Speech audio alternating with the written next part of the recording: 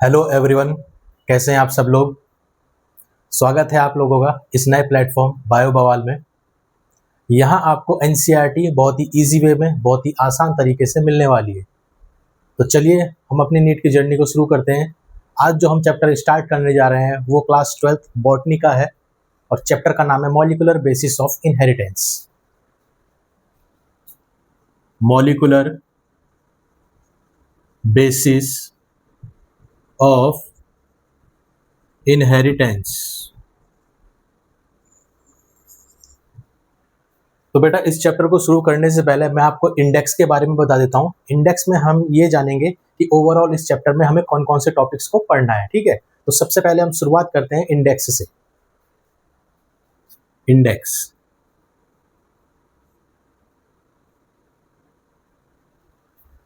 सबसे पहले हमें इस चैप्टर में पढ़ना है उसका इंट्रोडक्शन। ठीक है, चैप्टर का इंट्रोडक्शन हमें इसमें सबसे पहले पढ़ना है।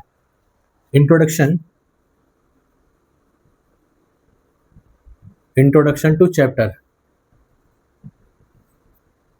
ठीक है, उसके बाद हमारा नेक्स्ट टॉपिक होगा इसमें न्यूक्लिक एसिड के बारे में। Introduction to nucleic acid next topic होगा इसमें हमारा। Introduction to nucleic acid. और बेटा आप लोगों को पता है कि न्यूक्लिक एसिड क्या है। जैसे हमारे पास एग्जांपल है डीएनए और आरएनए, डीएनए एंड आरएनए। तो हमें इस चैप्टर के अंदर डीएनए, आरएनए, प्रोटीन सिंथेसिस और भी बहुत सारे टॉपिक्स हैं जो हमें डिटेलिंग में पढ़ने हैं। तो सबसे पहले हमें इस चैप्टर में पढ़ना है डीएनए के बारे में। ठीक है, तो सबसे पहले हमें इसमें पढ़ना है यहाँ पे डीएनए के बारे में। डीएनए के बारे में हम इसके अंदर क्या क्या पढ़ने वाले हैं यहाँ पे। तो सबसे पहले हम इसमें पढ़ने वाले हैं इसके स्ट्रक्चर के बारे में। स्ट्रक्चर ऑफ डीएनए, डीएनए का स्ट्रक्चर कैसा है, कौन कौन से साइंटिस्ट का इसमें पार्टिसिपेशन रहा है इसकी डिस्कवरी में। ठीक है, search for a genetic material के लिए कौन कौन से एक्सपेरिमेंट्स हैं। तो नेक्स्ट टॉपिक इसमें होगा हमारा search for a genetic material. Search for a genetic material. उसके बाद हमें इसमें पढ़ना है डीएनए रेप्लिकेशन। क्या पढ़ना है हमें इसमें? DNA replication. डीएनए रेप्लिकेशन में हम ये देखने वाले हैं कि भाई एक डीएनए से दो डीएनए कैसे बनते हैं। जैसे कि पेरेंट्स से हमारे प्रोजेनी बनती हैं, तो उन प्रोजेनी के अंदर भी डीएनए जाता है। वो डीएनए कैसे रेप्लिकेट होता है ये हम डीएनए रेप्लिकेशन में देखने वाले हैं। ठीक है, तो नेक्स्ट टॉपिक इसमें हमारा होगा यहाँ पे आरएनए के बारे में।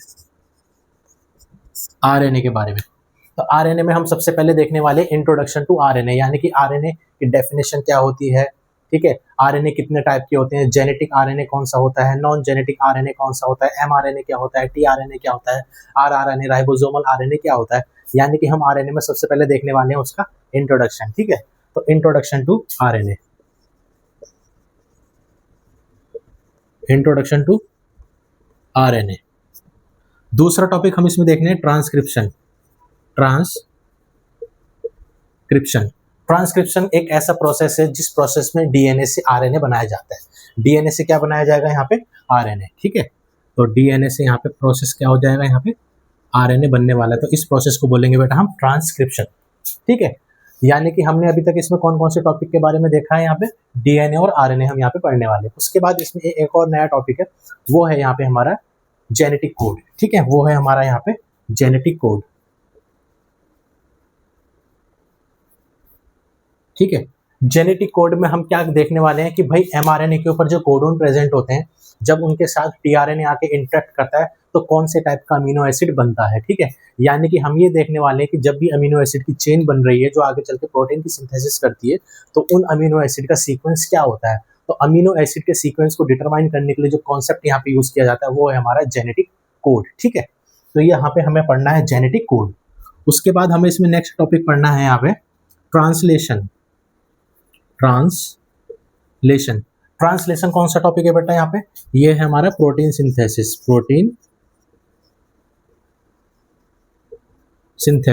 तो ट्रांसलेशन एक ऐसा प्रोसेस है जिसमें प्रोटीन की सिंथेसिस हमें देखने को मिलेगी। तो हमारा अगला टॉपिक होगा यहाँ पे ट्रांसलेशन। ठीक है, इसके बाद क्या होता है यहाँ पे, जैसे हमारी बॉडी के अंदर जीन्स होते हैं वो एक्सप्रेस करते हैं अकॉर्डिंग टू कंडीशन। बेटा जैसे आप लोग अपने रूम में बैठ के रेगुलेट करते हो इलेक्ट्रिसिटी को, जब आपको जरूरत होती है तो आप इलेक्ट्रिक का फैन चला लेते हो या लाइट जला लेते हो। ठीक है, जब आपको जरूरत नहीं होती है या आपको कहीं बाहर जाना होता है तो आप अपने घरों की, अपने कमरों की लाइटें बंद कर देते हैं। तो आप अपने अकॉर्डिंग, अपने यूज के अकॉर्डिंग इलेक्ट्रिसिटी को रेगुलेट कर रहे हो, ऑन कर रहे हो, ऑफ कर रहे हो। तो ऐसे ही हमारी बॉडी के अंदर क्या होता है, जीन रेगुलेट करते हैं, वो भी अपनी एक्टिविटी, अपनी मेटाबॉलिज्म एक्टिविटी के लिए, अपनी रिक्वायरमेंट्स के अकॉर्डिंग जीन ऑन ऑफ होते रहते हैं। तो इस प्रोसेस को बोलते हैं हम एक्सप्रेशन। ठीक है, तो किस चीज का एक्सप्रेस हो रहा है यहाँ पे, जीन का एक्सप्रेस हो रहा है। तो अब हमारा जो नेक्स्ट टॉपिक होगा इसमें वो होगा हमारा जीन एक्सप्रेशन। ठीक है, तो नेक्स्ट टॉपिक है इसमें हमारा gene expression and it's regulation. अब ये जीन कैसे रेगुलेट होते हैं, ठीक है, ऑर्गेनिज्म के अंदर ही रेगुलेट होंगे, आइदर चाहे यूकैरियोट्स हो चाहे प्रोकैरियोट्स हो। तो हमारी एनसीईआरटी में दे रखा है यहाँ पे लैक ऑपिरोन का कॉन्सेप्ट। कौन सा कॉन्सेप्ट दे रखा है इन्होंने यहाँ पे हमें, लैक ऑपिरोन। लैक ऑपिरोन, अब लैक ऑपिरोन क्या होता है वो हम आगे पढ़ेंगे। ठीक है, लैक का मतलब होता है लैक्टोस और ऑपिरोन मतलब होता है group of genes. Human genome project. Human genome project एक ऐसा कॉन्सेप्ट है, जैसे कि मान लीजिए मैंने आपको बोला कि हमारे पास एक पर्टिकुलर डीएनए है, ये वाला। इस डीएनए में सबसे पहले कौन सा नाइट्रोजन बेस होगा, सेकंड पोजीशन पे कौन होगा, थर्ड पे कौन होगा, फोर्थ पे कौन होगा, यानी कि नाइट्रोजन बेस के सीक्वेंस को डिटरमाइन करने का जो प्रोसेस है वो प्रोसेस है हमारा ह्यूमन जीनोम प्रोजेक्ट। कौन सा है, ह्यूमन जीनोम प्रोजेक्ट। इसके बाद हमें जो नेक्स्ट टॉपिक इसमें पढ़ना है वो है हमारा DNA finger printing. DNA finger printing एक ऐसा प्रोसेस है जिस प्रोसेस के थ्रू हम ये पता लगा सकते हैं कि इस आदमी का मर्डर किसने किया है या ये बच्चा किन पेरेंट्स का है। ठीक है, तो इस प्रोसेस को बोलते हैं हम डीएनए फिंगर प्रिंटिंग, या फिर हम इसको बोलते हैं डीएनए प्रोफाइलिंग बोल सकते हैं। ठीक है, तो ये सारे जो टॉपिक्स हैं ये हमें इस चैप्टर के अंदर पढ़ने हैं। तो कौन कौन से टॉपिक्स हमें इस चैप्टर के अंदर पढ़ने हैं, सबसे पहले हमें इंट्रोडक्शन में क्या देखना है, न्यूक्लिक एसिड यानी कि डीएनए और आरएनए के बारे में हमें यहाँ पे देखना है। अब फिर हम स्टार्ट करने वाले इस चैप्टर को डीएनए से। तो डीएनए में हम देखेंगे उसका structure, search for a genetic material, DNA replication हम यहाँ पे देखने वाले हैं। ठीक है, उसके बाद हम यहाँ पे देखेंगे आरएनए। आरएनए में हम क्या देखने वाले हैं, इंट्रोडक्शन और ट्रांसक्रिप्शन क्या होता है इसका। ठीक है, उसके बाद हम यहाँ पे देखने वाले हैं जेनेटिक कोड, फिर हम देखेंगे यहाँ पे ट्रांसलेशन। ठीक है, उसके बाद हम देखेंगे यहाँ पे जीन एक्सप्रेशन और उसके रेगुलेशन। एग्जाम्पल के लिए हमें एनसीईआरटी के अकॉर्डिंग पढ़ना है लैक ऑपिरोन। ठीक है, और भी बहुत सारे हो सकते हैं, वेलिन ऑपिरोन, हिस्टिडीन ऑपिरोन, एराबिनोज ऑपिरोन। तो हमारी एनसीईआरटी में सिर्फ एक ही ऑपिरोन दे रखा है, वो है हमारा लैक ऑपिरोन, जो ई कोलाई का उन्होंने बैक्टीरिया के अंदर समझा रखा है यहाँ पे। ठीक है, नेक्स्ट टॉपिक है इसमें हमारा ह्यूमन जीनोम प्रोजेक्ट, और उसके बाद हमें पढ़ना है यहाँ पे डीएनए फिंगर प्रिंटिंग। तो ये कुछ टॉपिक्स हैं जो हमें इस चैप्टर के अंदर कवर करने हैं। ठीक है, तो आप पेशेंस के साथ बने रहिए हमारे साथ। ठीक है, मैं आपको गारंटी देता हूँ कि आपको एनसीईआरटी इतना ईजी कर दूंगा, आपको एक बार पढ़ के ही पूरी एनसीईआरटी अच्छे से याद हो जाएगी। ठीक है, तो चलिए हम अपनी जर्नी को शुरू करते हैं और हम अपने इस चैप्टर को स्टार्ट करते हैं from the topic of introduction, यानी कि introduction to molecular basis of inheritance. Hello everyone, तो बेटा हमारा सबसे पहला टॉपिक है introduction to nucleic acid. Introduction to nucleic acid. तो सबसे पहला टॉपिक है हमारा इंट्रोडक्शन टू न्यूक्लिक एसिड। ठीक है, न्यूक्लिक एसिड क्या होते हैं, तो ये बताइए। सबसे पहले ये जो टर्म है न्यूक्लिक एसिड, ये किसने दिया था, तो ये दिया था हमारे साइंटिस्ट अल्टमैन ने। Term nucleic acid given by ALTMAN, Altmann. ठीक है, एक तो आपको ये याद रखना है साइंटिस्ट से रिलेटेड, दूसरा आपको लिखना है डिस्कवर्ड बाय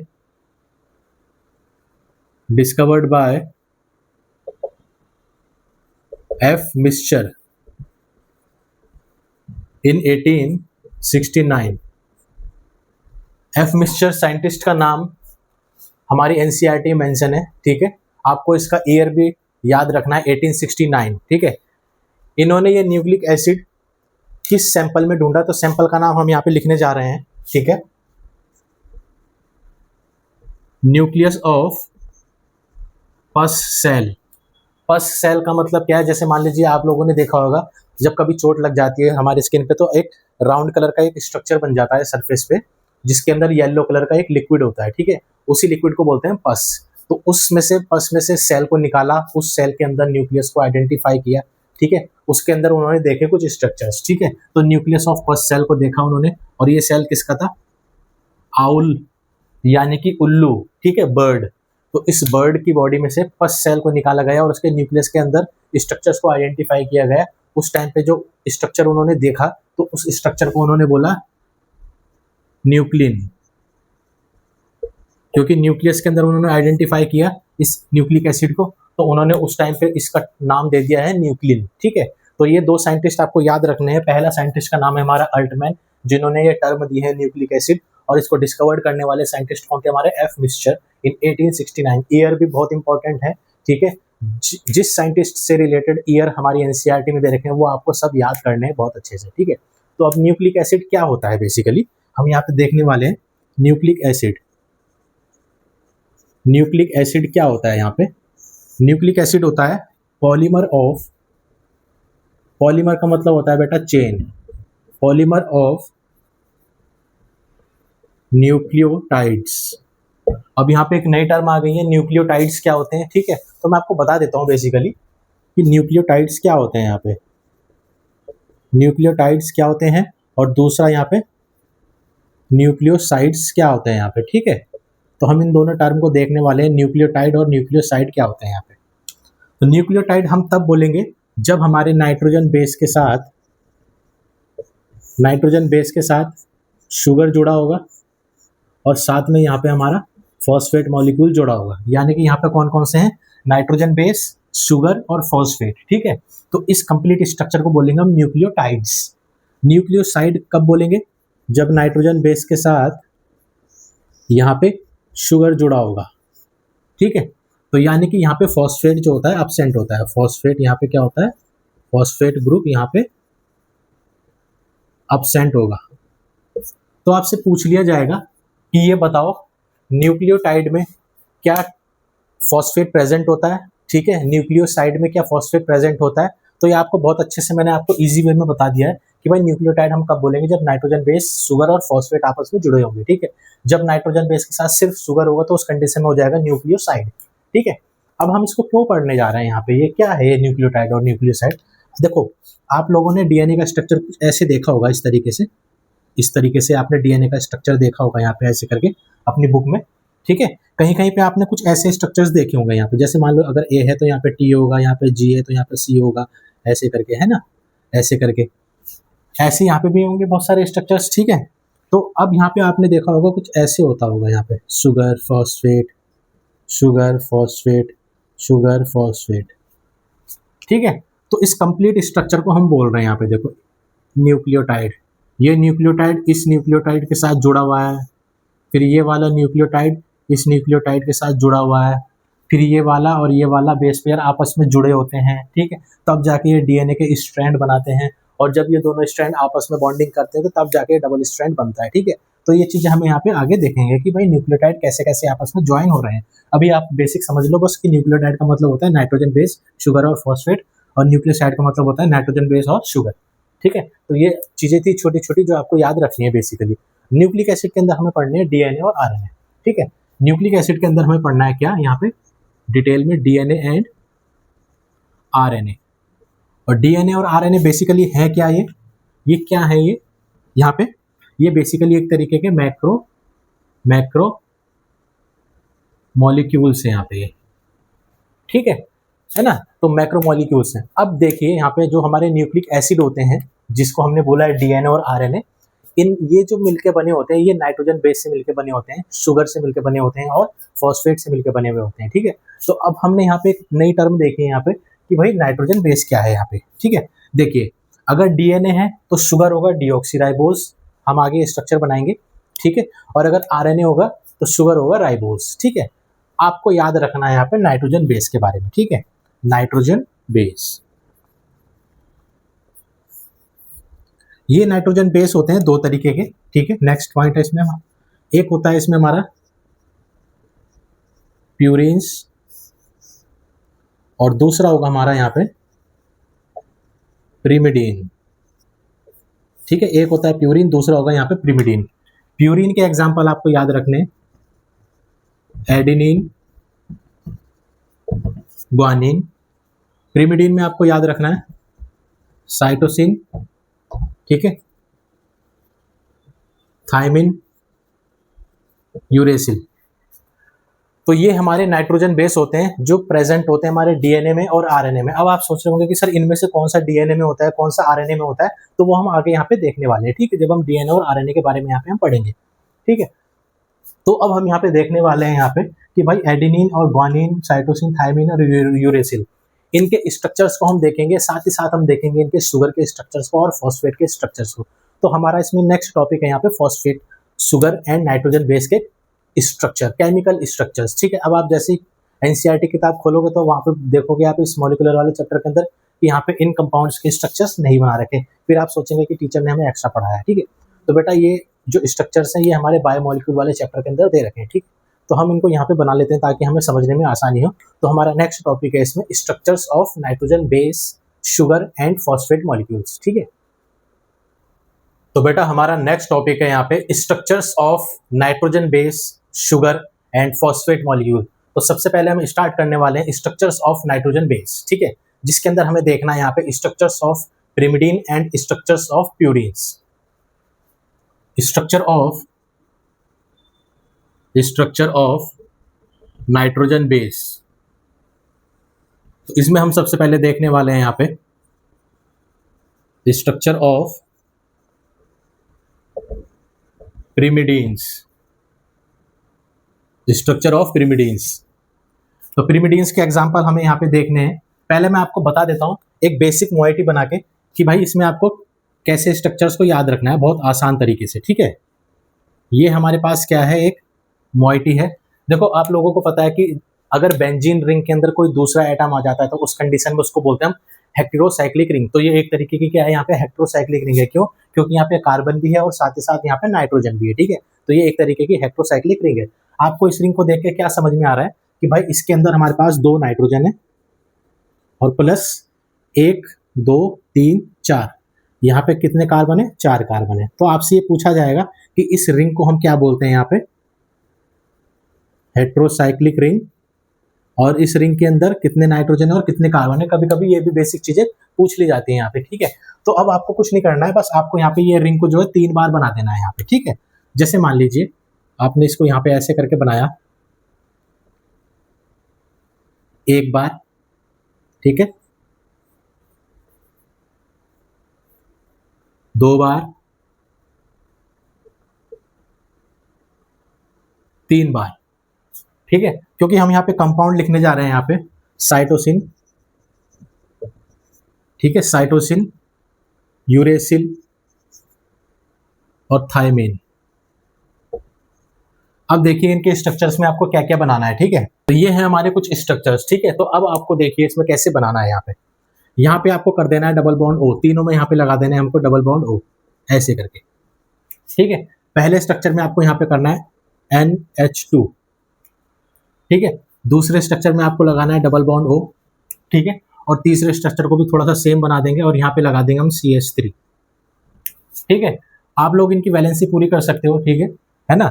तो ये स्ट्रक्चर बन जाएगा साइटोसिन का, ये स्ट्रक्चर बन जाएगा यूरेसिल का, ये स्ट्रक्चर बन जाएगा यहाँ पे थायमिन का, ठीक है। दूसरा स्ट्रक्चर हमें देखना है यहाँ पे structure of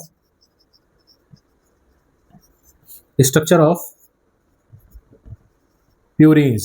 structure of purines, तो स्ट्रक्चर ऑफ प्यूरिन्स में मैं एक बेसिक मोइटी बना देता हूँ पहले यहाँ पे। जैसे ये नाइट्रोजन है ऐसे करके, और एक यहाँ पे ऐसे बना देना है आपको नाइट्रोजन ऐसे करके। ये इसकी बेसिक मोइटी है। ये वाली रिंग कैसी हो जाएगी बताओ, pyrimidine, और ये वाली इमिडाजोल, ठीक है। ये वाली जो हो जाएगी, इस वाली रिंग को बोलेंगे हम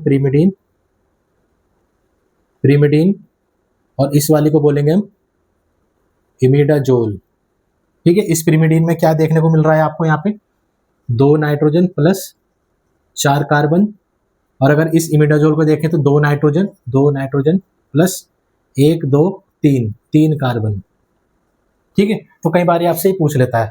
तो अब आपको क्या करना है, 2 बार बना देना है ये रिंग, ठीक है। तो पहले आपने यहाँ पे इसको ऐसे करके बनाना है, यहाँ पे ऐसे करके, एक बार बन गया। अब एक और बार बनाना है आपको,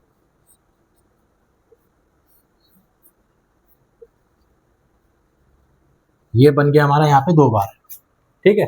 अब आपको कुछ नहीं करना है यहाँ पे, ठीक है, बस आपको यहाँ पे क्या कर देना है, ऊपर वाली में यहाँ पे NH2 जोड़ देना है, दूसरी रिंग में आपको यहाँ पे NH2 जोड़ देना है और ऊपर डबल बॉन्ड O लगा देना है बस। ठीक है, तो ये वाला स्ट्रक्चर बन जाएगा हमारा एडेनिन का। ठीक है, और ये वाला स्ट्रक्चर हमारा बन जाएगा ग्वानिन का। ठीक है, साइटोसिन को C से रिप्रेजेंट करेंगे यहाँ पे हम, C से, यूरेसिल को U से रिप्रेजेंट करते हैं यहाँ पे, थायमिन को T से रिप्रेजेंट करेंगे हम यहाँ पे, एडेनिन को A से रिप्रेजेंट करेंगे हम यहाँ पे, ग्वानिन को G से रिप्रेजेंट करते हैं हम यहाँ पे। ठीक है, तो ये आपके कुछ नाइट्रोजन बेस के स्ट्रक्चर्स हैं। ठीक है, बस इनके स्ट्रक्चर्स पूछे जाते हैं तो आप इन स्ट्रक्चर्स को याद करके ऐसे बना सकते हैं बहुत ही आसान तरीके से। ठीक है, तो देखिए साइटोसिन में हमने क्या करना है, यहाँ पे सेम मोइटी हम तीनों जगह बना देंगे, तो यहाँ पे डबल बॉन्ड O तीनों जगह लगा देंगे, ऊपर NH2 लग जाएगा तो साइटोसिन, ऊपर डबल बॉन्ड O आ जाएगा तो यूरेसिल, डबल बॉन्ड O के साथ अगर मिथाइल ग्रुप आ जाएगा तो थायमिन हो जाएगा। ठीक है, ऐसे यहाँ पे ये स्ट्रक्चर हमें 2 बार बना देना, ऊपर अगर NH2 है तो यहाँ पे एडेनिन हो जाएगा, और यहाँ पे अगर ऊपर डबल बॉन्ड O है, नीचे NH2 है तो यहाँ पे ग्वानिन हो जाएगा। ठीक है, तो अब ये मैंने आपको बोला था कि भाई कौन कौन से नाइट्रोजन बेस्ड DNA में होते हैं और कौन कौन से RNA में होते हैं। ठीक है, तो मैं आपको एग्जांपल बता देता हूँ यहाँ पे कि भाई हमारे पास जो DNA होता है, जो हमारे पास DNA होगा, इस DNA के अंदर कौन कौन से नाइट्रोजन बेस होते हैं, A, T, G, C। ठीक है, ये होगा हमारे पास। RNA में हम देखने वाले हैं यहाँ पे, RNA में हमारे पास कौन कौन से होंगे, A, U, G, C। ठीक है, ये तो आपसे पूछ लिया जाएगा बेटा कि ये बताइए कौन कौन से नाइट्रोजन बेस हमारे DNA में होते हैं, कौन कौन से नाइट्रोजन बेस हमारे RNA में होते हैं। ठीक है, तो अब बताइए मेरे को आप कि DNA के अंदर कौन कौन से होते हैं, A, T, G, C, RNA में कौन से होंगे, A, U, G, C। ठीक है ना, तो आप लोग यहाँ पे देख रहे हैं। अब मुझे ये बताइए, ऐसे भी बेसिक क्वेश्चन आ सकता है कि भाई ये बताइए हमारे DNA के अंदर कौन कौन से प्यूरिन होते हैं, कौन कौन से प्रिमिडिन होते हैं। तो प्यूरिन्स तो देखो हमें हमेशा दोनों जगह सेम दिखाई देंगे, एडेनिन और ग्वानिन। देखो एडेनिन यहाँ पे भी है, यहाँ पे भी है, ग्वानिन यहाँ पे भी है, यहाँ पे भी है। ठीक है, और कौन सा प्रिमिडिन है जो दोनों में कॉमन है, तो हमारा आंसर है साइटोसिन। देखो साइटोसिन साइटोसिन दोनों में। ठीक है, अब आपसे ये पूछा जाएगा कि ये DNA के अंदर जो थायमिन प्रेजेंट होता है उस प्लेस पे RNA में क्या होना चाहिए, उस प्लेस पे RNA में यूरेसिल होना चाहिए। ठीक है, तभी तो NCERT में लिखा हुआ था in place of thymine there is uracil in RNA structures. ठीक है, यानी कि इस लाइन का मतलब ये है कि DNA के अंदर जहां जहां थायमिन है वहां वहां RNA के अंदर यूरेसिल देखने को मिलेगा और बाकी सारे कंपोनेंट्स हमें सेम देखने को मिलते हैं। ठीक है, तो थायमिन के बदले यूरेसिल आ जाता है। ठीक है, अब चलो मैं आपको एक एग्जांपल बता देता हूं। ये बताइए मेरे को कि भाई ATGC ATGC ये सीक्वेंस किसके अंदर प्रेजेंट है, DNA में प्रेजेंट है या RNA में प्रेजेंट है। तो आप लोग अब देख सकते हैं यहाँ पे थायमिन है तो यानी कि यहाँ पे ये DNA होगा। ठीक है, मान लो अगर मैं यहाँ पे ऐसे लिख देता AUGCUCAG, तो बताइए अब आप देखते तो आपने देखा कि यहाँ पे यूरेसिल है, तो फिर आपने बोला होगा कि सर ये तो RNA का स्ट्रक्चर है। ठीक है, चलो एक और चीज बताओ, ये किस चीज का कंपोनेंट होगा। यहाँ पे लिख देता हूं मैं इधर GCCG। ठीक है, AAGCC। बताओ ये कंपोनेंट कौन सा है। अब हम इसको देख के ये नहीं बता सकते कि ये DNA का है कि RNA का है। देखो G दोनों में कॉमन है, C दोनों में कॉमन है, A दोनों में कॉमन है, तो इसको देख के हम ये बता ही नहीं सकते कि ये DNA का है या RNA का है। तो ये हम यहाँ पे हमारा आंसर क्या होगा, यहाँ पे मे बी DNA और RNA। ये DNA भी हो सकता है और RNA भी हो सकता है। तो इतने छोटे छोटे बेसिक कॉन्सेप्ट के क्वेश्चन आते हैं इससे रिलेटेड जो आपको ध्यान में रखने हैं। ठीक है, तो हमारा नेक्स्ट टॉपिक है इसमें structure of sugars present in DNA and RNA। ठीक है, एंड नेक्स्ट स्ट्रक्चर है हमारा फॉस्फेट मॉलिक्यूल का। ठीक है, तो बेटा हमारा नेक्स्ट पॉइंट है इसमें structure of sugars. Structure of sugar molecule. तो सबसे पहले हम यहाँ पे देखो एक बेसिक मोइटी बना देता हूं मैं आपको, ताकि आपको आसान तरीके से याद हो जाए।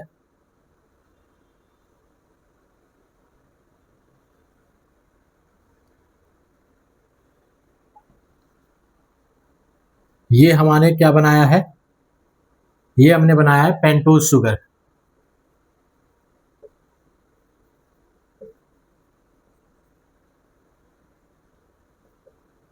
CH2OH। दूसरा हम यहाँ पे बनाने वाले हैं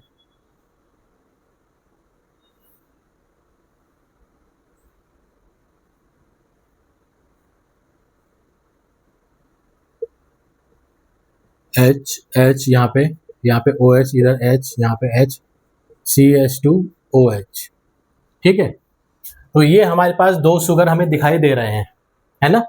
तो अब मैं आपको कुछ बेसिक चीज बता देता हूँ। जैसे मान लीजिए ये हमारे पास, अगर हम इसकी नंबरिंग करें 1 2 3 4 5, 1 2 3 4 5, ठीक है।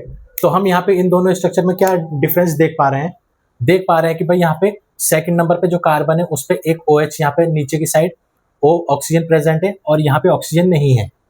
तो अगर ऑक्सीजन प्रेजेंट है तो उस कंडीशन में उस पेंटोज शुगर को बोलेंगे हम यहाँ पे राइबोज शुगर। ठीक है, इसको हम क्या बोलेंगे यहाँ पे, राइबोज शुगर। और ये किसके अंदर प्रेजेंट होगा, ये प्रेजेंट होगा यहाँ पे RNA के अंदर।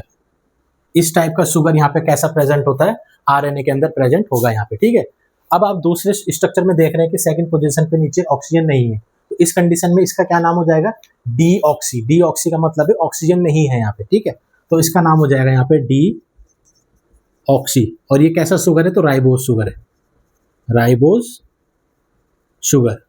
तो इसका पूरा नाम हो जाएगा डीऑक्सी राइबोज शुगर। और ये किसके अंदर प्रेजेंट होता है, तो प्रेजेंट इन DNA। तो DNA के अंदर कौन सा शुगर प्रेजेंट होगा यहाँ पे, डीऑक्सी राइबोज शुगर। ठीक है, यानी कि सेकंड पोजीशन पे यहाँ पे ऑक्सीजन नहीं है नीचे की साइड। ठीक है, नेक्स्ट स्ट्रक्चर हम यहाँ पे देखने वाले हैं, स्ट्रक्चर ऑफ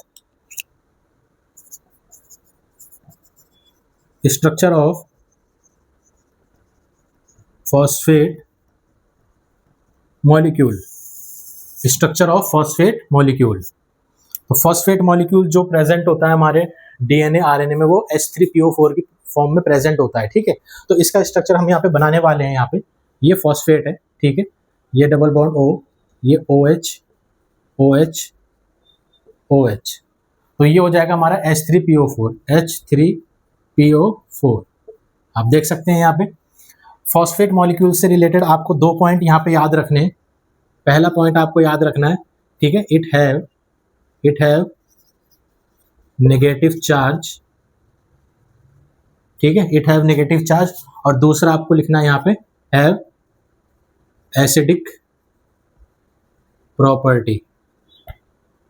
ठीक है, आप लोगों ने बहुत बार सुना होगा कि भाई DNA के ऊपर नेगेटिव चार्ज होता है और DNA एसिडिक सब्सटेंस है। ठीक है, तो ये जो एसिडिक सब्सटेंस है और उसके ऊपर नेगेटिव चार्ज आ रहा है, किसकी वजह से आ रहा है, तो हमारा आंसर यहाँ पे फॉस्फेट मॉलिक्यूल। ठीक है, तो शुगर में आपने देखा यहाँ पे राइबोज शुगर का स्ट्रक्चर और डीऑक्सी राइबोज शुगर का स्ट्रक्चर। ठीक है, दोनों के दोनों शुगर कैसे हैं, यहाँ पे 5 कार्बन वाले, इसलिए हमने इनको क्या बोला यहाँ पे, पेंटोज शुगर। इसलिए हम इनको यहाँ पे क्या बोलते हैं, पेंटोज शुगर। ठीक है, तो RNA के अंदर कौन सा होगा, राइबोज, और DNA के अंदर कौन सा होगा, डीऑक्सी राइबोज। ठीक है, उसके बाद हमने यहाँ पे देखा फॉस्फेट मॉलिक्यूल का स्ट्रक्चर। ये स्ट्रक्चर से रिलेटेड हमें दो पॉइंट याद रखने की, भाई एक तो ये हमें एसिडिक प्रॉपर्टी को शो करता है और दूसरा इसके ऊपर नेगेटिव चार्ज प्रेजेंट होता है। ठीक है, तो ये कुछ इंपॉर्टेंट पॉइंट्स है जो हमें इन स्ट्रक्चर से रिलेटेड याद रखने हैं। ठीक है, अभी हमारा जो नेक्स्ट स्ट्रक्चर का जो कंपोनेंट होगा वो होगा न्यूक्लियोटाइड का स्ट्रक्चर। ठीक है, न्यूक्लियोटाइड क्या होता है, जब नाइट्रोजन बेस के साथ शुगर जुड़ेगा और साथ ही साथ फॉस्फेट जुड़ेगा, ठीक है, तब जाके एक न्यूक्लियोटाइड बनता है। और बहुत सारे न्यूक्लियोटाइड आपस में जब जुड़ते हैं तो वो एक स्ट्रैंड बनाते हैं, एक चेन बनाते हैं, एक पॉलीमर बनाते हैं। ठीक है, तो आगे चल के वही कंस्टिट्यूट करता है हमारे DNA को और RNA को। तभी तो हमने बेसिक डेफिनेशन में लिखा था कि भाई DNA क्या है, DNA एक तरीके की चेन है, एक तरीके की पॉलीमर है, किसकी, न्यूक्लियोटाइड की। तो हमारा नेक्स्ट टॉपिक है इसमें स्ट्रक्चर ऑफ न्यूक्लियोटाइड्स। इसमें हम देखने वाले हैं कि भाई हमारे पास प्यूरिन, प्रिमिडीन जो है शुगर के कौन से कार्बन से जुड़ेंगे, प्यूरिन प्रिमिडीन में कौन सा नाइट्रोजन इसमें पार्टिसिपेट करता है, ठीक है, फॉस्फेट मॉलिक्यूल कहाँ जुड़ेगा, एन ग्लाइकोसाइडिक बॉन्ड क्या होता है, फॉस्फोएस्टर फॉस्फोडाई एस्टर बॉन्ड कहाँ बनते हैं, ठीक है। तो ये सारी चीजें जो है हम अगले स्ट्रक्चर में देखने वाले हैं। तो हमारा नेक्स्ट स्ट्रक्चर होगा स्ट्रक्चर ऑफ न्यूक्लियोटाइड्स। तो हमारा इसमें नेक्स्ट पॉइंट है structure of nucleotides. Structure of nucleotides. Structure of nucleotides, पहले मैं आपको एक बेसिक ओवरलाइन ओवरव्यू बता देता हूं डायग्राम में, ताकि आपको स्ट्रक्चर बनाते हुए दिक्कत ना हो, ठीक है। तो बेसिक हम देखते हैं यहाँ पे, जैसे मान लो ये हमारे पास नाइट्रोजन बेस है, ये नाइट्रोजन बेस जुड़ा हुआ होता है हमारे किसके साथ, शुगर के साथ, और ये आगे चल के जुड़ा हुआ होता है हमारे फॉस्फेट के साथ, ठीक है। अब हम एक और अगर न्यूक्लियोटाइड बनाते हैं तो ये हमारे पास नाइट्रोजन बेस होगा, ठीक है, ये भी शुगर के साथ जुड़ा हुआ होगा ऐसे करके, और ये आगे चल के फॉस्फेट के साथ जुड़ा हुआ होगा ऐसे करके, ठीक है, ये फॉस्फेट के साथ यहाँ पे ऐसे करके जुड़ा हुआ है। अगर हमें इन दोनों न्यूक्लियोटाइड को आपस में जोड़ना है तो हम कैसे जोड़ेंगे, ठीक है। मान लो अगर हम इसको 5' एंड लिख रहे हैं और इसको हम अगर 3' एंड लिख रहे हैं यहाँ पे, तो हम कैसे जोड़ने वाले हैं, आपको पता है कि बेटा 5' एंड पे फॉस्फेट फ्री होता है, यानी कि शुगर बॉन्ड बनाएगा ऐसे करके, ठीक है। तो अभी ये फॉस्फेट तो बिजी है इसके साथ बॉन्ड बनाने में, तो यहाँ पे ये फ्री रहेगा, तो यहाँ पे कौन आ जाएगा, यहाँ पे OH आ जाएगा। तो देखिए 5' एंड पे कौन फ्री है, फॉस्फेट, 3' एंड पे कौन फ्री है, OH, ठीक है। तो अब यहाँ पे हमें समझ में तो आ रहा है कि हाँ भाई इस तरीके से बॉन्ड बन रहे हैं, लेकिन हमें ये नहीं पता चल पा रहा कि बॉन्ड कौन से कार्बन के बीच में बन रहे हैं और किस नाइट्रोजन के बीच में बन रहे हैं। तो उन्हीं स्ट्रक्चर को हम डिटेलिंग में बनाने वाले हैं यहाँ पे, ठीक है। तो चलिए हम इनका स्ट्रक्चर बनाते हैं यहाँ पे। जैसे मान लीजिए ये हमारे पास एक प्रिमिडीन मैं बनाने जा रहा हूँ यहाँ पे, ठीक है, ये मेरे पास एक प्रिमिडीन है, मान लो ये हमारे पास डबल बॉन्ड O है यहाँ पे, ठीक है, और ये हमारे पास NH2 है। तो ये कौन सा वाला प्रिमिडीन हो जाएगा, ये हो जाएगा हमारा साइटोसिन। साइटोसिन मैंने यहाँ पे ये बनाया है, ठीक है। अब देखो मैं इसकी नंबरिंग करता हूँ यहाँ पे, 1 2 3 4 5 6, ठीक है। जब हमने इनके स्ट्रक्चर पहले बनाए थे तो मैंने वहाँ पे नंबरिंग नहीं करी थी, क्योंकि वहाँ पे नीड नहीं थी वहाँ पे, क्योंकि कॉम्प्लेक्स हो जाता है आपका स्ट्रक्चर। अब हमें यहाँ पे जरूरत है इसकी नोमेनक्लेचर करने की, तो इसलिए मैंने यहाँ पे इसकी नंबरिंग कर दी है यहाँ पे, ठीक है। ये है हमारा साइटोसिन, और ये एक तरीके का क्या है यहाँ पे हमारा प्रिमिडीन। क्या है बेटा, ये हमारा प्रिमिडीन है। अब मैं बनाता हूँ यहाँ पे शुगर, क्योंकि देखो नाइट्रोजन बेस तो हमने बना दिया है यहाँ पे, अब बनाने वाले हैं हम यहाँ पे शुगर। तो शुगर हम बना लेते हैं यहाँ पे,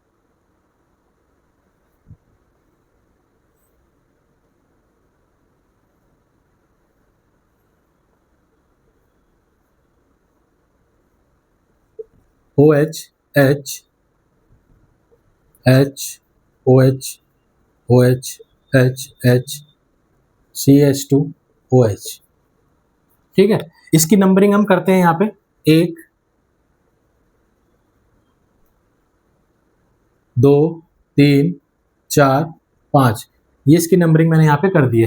तो देखो अब बॉन्ड कहाँ कहाँ बनेगा, नाइट्रोजन 1 और कार्बन 1 के बीच में से बॉन्ड बनेगा ये, ठीक है। नाइट्रोजन बेस के साथ शुगर जुड़ा हुआ है, तो नाइट्रोजन बेस के साथ शुगर जुड़ा है, तो यहाँ पे कौन सा बॉन्ड हो जाएगा, इस बॉन्ड को क्या बोलेंगे हम, एन ग्लाइकोसाइडिक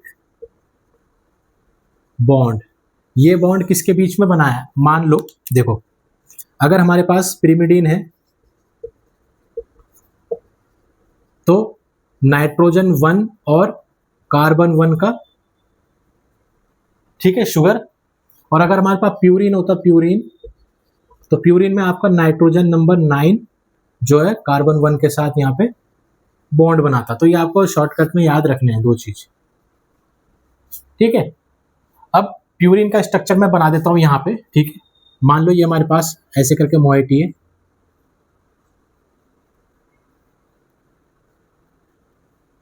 ये हमारे पास मोइटी है, ये कौन सी मोइटी है हमारे पास,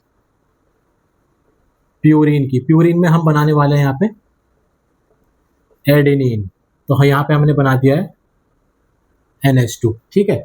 अब हमें इसकी नंबरिंग करनी है यहाँ पे, तो नंबरिंग में 1 2 3 4 5 6 7 8 9, तो ये वाला नाइट्रोजन जो है हमारा इस कार्बन 1 के साथ जुड़ के बॉन्ड बनाता है, अगर वहां पे नाइट्रोजन बेस हमारा प्यूरिन होगा तो। ठीक है, तो ये वाला यहाँ पे आप लिख सकते हैं। यहाँ पे देखो प्यूरिन का मैंने यहाँ पे लिख दिया कि नाइट्रोजन 9 जो है कार्बन 1 के साथ बॉन्ड बनाएगा। ठीक है ना। अगर हमारा प्रिमिडीन है तो कौन सा नाइट्रोजन होगा, यहाँ पे नाइट्रोजन 1 जो है कार्बन 1 शुगर के साथ बॉन्ड बनाएगा। अब आती है फॉस्फेट की बारी। मान लो ये अगर हमारे पास फॉस्फेट है तो फॉस्फेट जुड़ेगा कार्बन नंबर 5 के साथ, कार्बन नंबर 5 के साथ ये जुड़ेगा ऐसे करके, ऐसे करके। तो इस बॉन्ड को बोलते हैं हम यहाँ पे phospho ester bond, phospho ester bond, phospho ester bond. ठीक है, अब देखो, अब ये वाला स्ट्रक्चर मैं यहाँ नीचे तो नहीं बना सकता, ठीक है, क्योंकि स्पेस बहुत कम है। हम बेसिक लिख लेते हैं यहाँ पे कि मान लो अगर ये हमारे पास नाइट्रोजन बेस है, ठीक है, ये हमारे शुगर के साथ जुड़ा होगा यहाँ पे। ठीक है, ये हमारे यहाँ पे शुगर के साथ जुड़ा होगा ऐसे करके, और ये हमारा फॉस्फेट मॉलिक्यूल अगर होगा, ठीक है ना। तो इस वाले न्यूक्लियोटाइड और इस वाले न्यूक्लियोटाइड के बीच में बॉन्डिंग कैसे होगी, यहाँ पे देखो शुगर फॉस्फेट के साथ जुड़ा हुआ है यहाँ पे, तो ये वाला शुगर इस फॉस्फेट के साथ कहाँ पे जुड़ने वाला है, नंबर 3 कार्बन के साथ जुड़ने वाला है। ठीक है, तो ये जो मैं बॉन्ड बनाने जा रहा हूँ शुगर का, कार्बन 3, फिर नीचे फॉस्फेट, और फिर ये वाला जो शुगर का बॉन्ड है ये वाला, इस बॉन्ड को बोला जाता है यहाँ पे phospho diester bond. Phospho diester bond का मतलब है कि भाई एक न्यूक्लियोटाइड जो है दूसरे न्यूक्लियोटाइड के साथ यहाँ पे जुड़ गया है। देखो ये अपने आप में एक न्यूक्लियोटाइड है, ये भी अपने आप में एक न्यूक्लियोटाइड है, ये दोनों आपस में जुड़े हुए हैं। यहाँ पे देखो पहले न्यूक्लियोटाइड पे जो शुगर है उसका कार्बन नंबर 3, दूसरा वाले न्यूक्लियोटाइड का फॉस्फेट मॉलिक्यूल, दूसरे वाले न्यूक्लियोटाइड का फॉस्फेट मॉलिक्यूल। तो इस वाले बॉन्ड को हम बोल रहे हैं फॉस्फोडाइएस्टर बॉन्ड। कौन सा बॉन्ड, पहले न्यूक्लियोटाइड के शुगर का तीसरे कार्बन से जो बॉन्ड बन रहा है नीचे वाले न्यूक्लियोटाइड के फॉस्फेट के साथ, including there on sugar molecule, ठीक है, जो कि 5 डाइस एंड पे बन रहा है। तो इस वाले बॉन्ड को बोला है हमने फॉस्फोडाइएस्टर बॉन्ड। ठीक है, तो इस तरीके से हमारी चेन बनती है यहाँ पे न्यूक्लियोटाइड्स की। ठीक है, तो आपने यहाँ पे इसका बेसिक स्ट्रक्चर देखना है। यहाँ पे इस स्ट्रक्चर से कैसे क्वेश्चन आएंगे, बस आपसे सीधा पूछ लिया जाएगा कि ये बताओ अगर प्यूरिन होता तो वो कार्बन के कौन से नंबर वाले कार्बन से बॉन्ड बनाता, और प्यूरिन में कौन सा नाइट्रोजन पार्टिसिपेट करता है। ऐसी पिरिमिडीन में कौन सा नाइट्रोजन शुगर के कौन से नंबर ऑफ कार्बन के साथ बॉन्ड बनाता। ठीक है, फॉस्फो एस्टर बॉन्ड कहाँ बनता है, किसके बीच में बनता है, फॉस्फो डाइएस्टर बॉन्ड कहाँ बनता है, किसके बीच में बनता है। ठीक है, तो अब देखो बेसिक चीज, मैंने आपको इंट्रोडक्शन में एक पॉइंट बताया था कि न्यूक्लियोटाइड क्या होते हैं और न्यूक्लियोसाइड क्या होते हैं। ठीक है, तो न्यूक्लियोटाइड क्या होते हैं, जब नाइट्रोजन बेस शुगर और फॉस्फेट जुड़ा हुआ होता है। तो ये कैसा स्ट्रक्चर आपको दिखाई दे रहा है यहाँ पे, नाइट्रोजन बेस शुगर और फॉस्फेट, तो ये अपने आप में एक न्यूक्लियोटाइड है और नीचे भी अपने आप में एक न्यूक्लियोटाइड है। तो ये न्यूक्लियोटाइड आपस में जुड़ के यहाँ पे एक चेन बनाना स्टार्ट कर रहे हैं, पॉलीमर बनाना स्टार्ट कर रहे हैं यहाँ पे। ठीक है, जो आगे कंस्टिट्यूट करता है हमारी फॉर्मेशन ऑफ डीएनए स्ट्रैंड को या फिर आरएनए स्ट्रैंड को। ठीक है, तो न्यूक्लियोटाइड्स में हमने क्या देखा है, नाइट्रोजन बेस, शुगर और फॉस्फेट, ये 3 स्ट्रक्चर होते हैं। अब मान लीजिए अगर मैं इस स्ट्रक्चर में से इसको हटा देता, मान लो इस वाले स्ट्रक्चर को मैं हटा देता, तो अब ये वाला स्ट्रक्चर बताओ, ये वाला और ये वाला कौन सा स्ट्रक्चर होगा, नाइट्रोजन बेस और शुगर कौन सा स्ट्रक्चर होता है, ये स्ट्रक्चर होता है हमारा किसका, न्यूक्लियोसाइड का, क्योंकि न्यूक्लियोसाइड में क्या होता है, फॉस्फेट मॉलिक्यूल नहीं होते हैं। तो अब हमारा जो अगला कॉन्सेप्ट है इसमें, न्यूक्लियोटाइड्स क्या होते हैं, न्यूक्लियोसाइड्स क्या होते हैं, क्योंकि हमारी एनसीईआरटी में एक टॉपिक दिया गया है स्ट्रक्चर ऑफ डीएनए, उसके अंदर हमें कुछ इनके नाम दे रखे हैं। जैसे मैंने आपको बताया था इंट्रोडक्शन में कि भाई हमारे डीएनए के अंदर एडेनिन, ठीक है, थायमीन, ग्वानिन, साइटोसिन होता है। आरएनए में हमारे एडेनिन, यूरेसिल, ग्वानिन, साइटोसिन होते हैं। ठीक है, तो इनको जैसे मान लो मैं एग्जांपल बता दूं कि भाई एडेनिन का न्यूक्लियोसाइड टर्म क्या होगा, ठीक है, यूरेसिल का न्यूक्लियोटाइड टर्म क्या होगा, तो इनके नाम हमें याद रखने हैं। ठीक है, इसकी हम एक बेसिक टेबल बनाने वाले हैं ताकि आपको बहुत आसान तरीके से याद हो जाए। ठीक है, तो हमारा अगला कॉन्सेप्ट है naming of nucleotides and nucleoside. Thank you. तो इसमें हमारा नेक्स्ट पॉइंट है naming of nucleotides and nucleoside. Naming of nucleotides and nucleosides. ठीक है, तो सबसे पहले हम बनाने वाले हैं यहाँ पे डीएनए के लिए। अगर मैं यहाँ पे नाइट्रोजन बेस लिख रहा हूं यहाँ पे, और ये है हमारे न्यूक्लियोसाइड, और यहाँ पे मैं लिखने वाला हूं यहाँ पे न्यूक्लियोटाइड्स। ठीक है, तो नाइट्रोजन बेस बताइए डीएनए में कौन कौन से होते हैं? एडेनिन, ग्वानिन, थायमिन,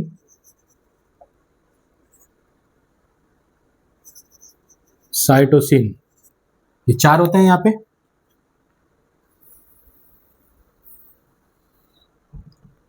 आरएनए का बताइए यहाँ पे क्या क्या होते हैं? यहाँ पे एडेनिन, ग्वानिन, ठीक है, ग्वानिन, और बताइए यूरेसिल, साइटोसिन। ठीक है, न्यूक्लियोसाइड बताइए क्या होता है न्यूक्लियोसाइड? नाइट्रोजन बेस के साथ यहाँ पे शुगर मॉलिक्यूल जुड़ा हुआ होता है। ठीक है, न्यूक्लियोटाइड्स क्या होगा? यहाँ पे नाइट्रोजन बेस के साथ शुगर भी होगा और साथ ही साथ यहाँ पे फॉस्फेट भी होगा। यानी कि न्यूक्लियोसाइड टर्म क्या होती है, न्यूक्लियोटाइड टर्म्स क्या होती हैं, ये अब हम यहाँ पे देखने वाले हैं यहाँ पे। ठीक है, तो ये हमारे पास इसके नाइट्रोजन बेस होते हैं डीएनए के ATGC। ठीक है, आरएनए में AUGC। ठीक है, तो ये हमारे कुछ इसके बेसिक नाइट्रोजन बेसेस हैं जो हमारे डीएनए और आरएनए में प्रेजेंट होते हैं। ठीक है, तो अब इनकी टर्म को देखते हैं हम यहाँ पे क्या बोलते हैं। यहाँ पे एडेनिन में हम क्या बोलेंगे? एडिनोसाइन, एडिनोसाइन या एडिनोसिन, ग्वानोसिन, GUAN, ग्वानोसिन। ठीक है, थायमिन के लिए क्या बोलेंगे? थाइमिडीन, और साइटोसिन के लिए क्या बोलेंगे? साइटिडीन। ठीक है, जब भी न्यूक्लियोसाइड की टर्म आएगी तो यहाँ पे आएगा SINE या DINE, सिन या डिन, सिन या डिन। ठीक, तो ये देखिए यहाँ पे हमने न्यूक्लियोसाइड के साथ हमने यहाँ पे इनके नाम लिख दिए नाइट्रोजन बेस के। ठीक है, अब हमें इनके साथ यहाँ पे इनके शुगर्स को जोड़ना है। आपको पता है कि भाई इसमें कौन सा शुगर होता है? तो डीऑक्सीराइबोज शुगर होता है। ठीक है ना? तो डीऑक्सी हम इनके आगे वर्ड यूज करने वाले हैं। Deoxy adenosine, deoxy guanosine, deoxy thymidine, deoxy cytidine. तो ये इसके पूरे नाम हो जाएंगे यहाँ पे। ठीक है, न्यूक्लियोसाइड के। ठीक है, तो अब अभी हम यहाँ पे देखने आरएनए के बारे में। तो आरएनए में हम लोग यहाँ पे देखने वाले हैं सिंपल एडिनोसिन, ग्वानोसिन, ठीक है, यूरेसिल का हो जाएगा यूरिडीन, और साइटोसिन का हो जाएगा साइटिडीन। ठीक है, अब हमें यहाँ पे न्यूक्लियोटाइड के नेमिंग करनी है। यहाँ पे हमारा कौन सा कंपोनेंट जुड़ने वाला है? फॉस्फेट। जब भी फॉस्फेट जुड़ेगा तो आपको एक टर्म याद रखनी है, YLIC, वाइलिक एसिड। ठीक है, वाइलिक एसिड या आइलिक एसिड, ये वर्ड आपको इन सब के पीछे जोड़ देना है यहाँ पे। ठीक है, तो आप कैसे लिखने वाले हो यहाँ पे? Deoxy adenylic acid. तो ये इसका पूरा नाम हो जाएगा डीऑक्सी एडिनाइलिक एसिड। इसमें क्या हो जाएगा? Deoxy guanylic acid. इसमें क्या नाम हो जाएगा? Deoxy thymidylic acid. इसमें क्या नाम हो जाएगा? Deoxy cytidylic acid. Deoxy cytidylic acid. ठीक है, अब बताइए इसमें क्या नाम होगा? यहाँ पे एडिनाइलिक एसिड, एडिनाइलिक एसिड। यहाँ पे हो जाएगा ग्वाइनाइलिक एसिड, ग्वाइनाइलिक एसिड। ठीक है, यहाँ पे हो जाएगा यूरिडाइलिक एसिड, यूरिडाइलिक एसिड, और यहाँ पे हो जाएगा साइटिडाइलिक एसिड। तो ये इनके बेसिक नाम हो जाएंगे यहाँ पे, ठीक है। जब भी आपको न्यूक्लियोटाइड बनाना है तो आइलिक एसिड जोड़ देना है पीछे। जब भी आपको न्यूक्लियोसाइड बनाना है तो आपको या तो सिन SINE सिन जोड़ देना है, या फिर आपको DINE डिन जोड़ देना है, ठीक है। सिन या डिन। सिन कहाँ कहाँ पे जुड़ेगा, एडेनिन और ग्वानिन के साथ जुड़ेगा, ठीक है, एडेनिन और ग्वानिन के साथ, और यहाँ पे साइटोसिन के साथ यहाँ पे DINE जुड़ जाएगा, यूरेसिल के साथ DINE जुड़ जाएगा यहाँ पे, ठीक है। तो इस तरीके से आप यहाँ पे थायमिन के साथ DINE जुड़ जाएगा। तो ये आपको बेसिक टर्म याद रखनी है कि भाई इनकी न्यूक्लियोसाइड और न्यूक्लियोटाइड टर्म क्या होती है। अब आप बताइए कि ये डीऑक्सी ग्वानोसिन ये DNA का न्यूक्लियोसाइड है या RNA का है। तो डीऑक्सी से याद आ जाएगा आपको कि भाई ये तो DNA का होगा, ठीक है। अगर मैं बोलता है डीऑक्सीथाइमिडाइलिक एसिड, ये DNA का क्या है, न्यूक्लियोसाइड है कि न्यूक्लियोटाइड है। तो आपने देखा कि भाई इसमें आइलिक एसिड आ रहा है, तो इसका मतलब ये यहाँ पे क्या होगा, इसका क्या होगा, इसका न्यूक्लियोटाइड होगा यहाँ पे इसका, ठीक है। तो ये बेसिक टर्म है जो आपको याद रखनी है। ये हमें NCERT में दे रखा है स्ट्रक्चर ऑफ DNA के अंदर। तो ये आपको यहाँ पे बहुत अच्छे से याद रखना है कि भाई हमारा यहाँ पे न्यूक्लियोसाइड और न्यूक्लियोटाइड टर्म क्या होता है यहाँ पे, ठीक है। तो ये आपको बहुत अच्छे से याद रखना है। Thank you.